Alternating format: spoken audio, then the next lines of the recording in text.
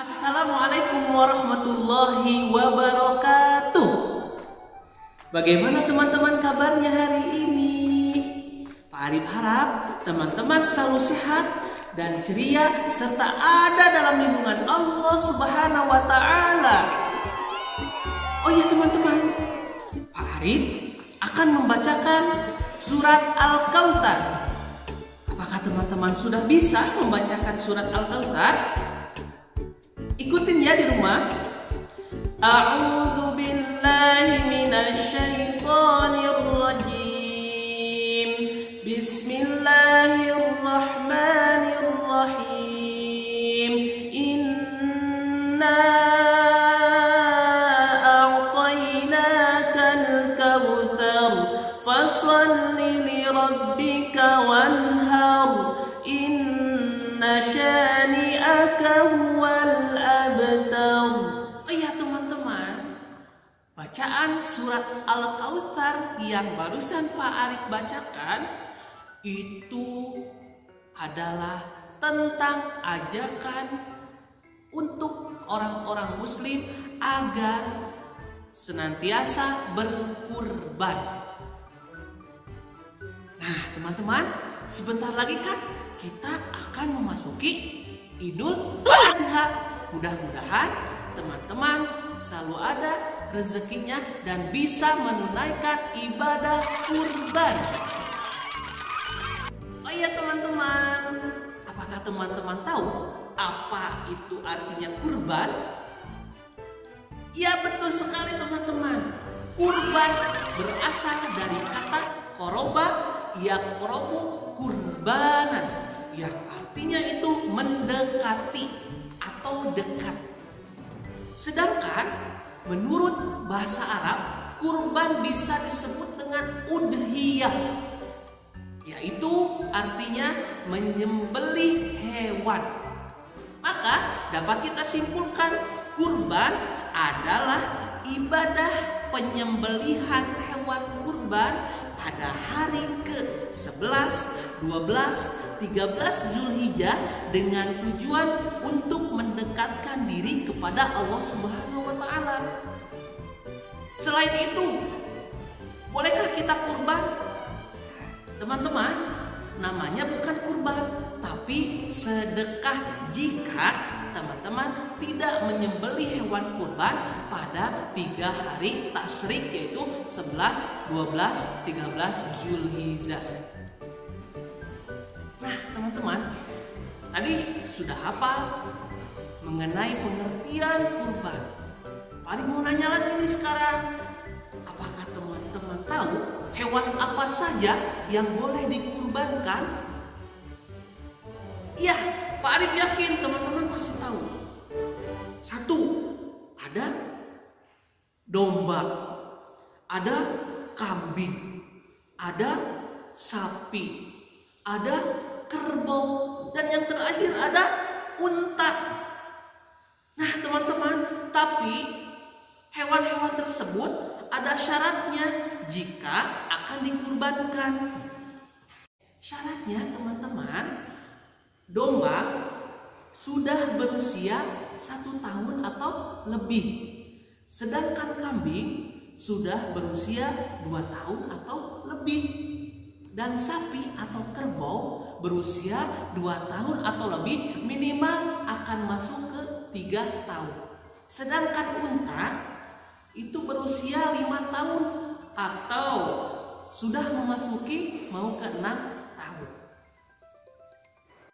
Nah teman-teman, materi selanjutnya yaitu mengenai sejarah singkat kurban. Apakah teman-teman sudah tahu bagaimana sejarah singkat kurban itu?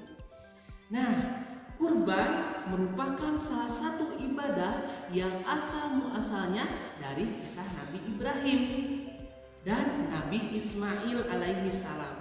Hal ini diabadikan oleh Allah Subhanahu wa taala di dalam surat As-Saffat ayat 102 sampai 107. Teman-teman, ceritanya kurang lebih seperti ini.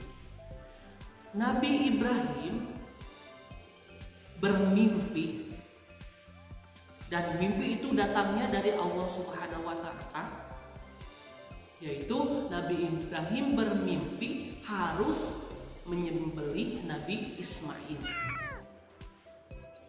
Akhirnya Nabi Ibrahim pun berkata kepada Nabi Ismail, "Wahai anakku,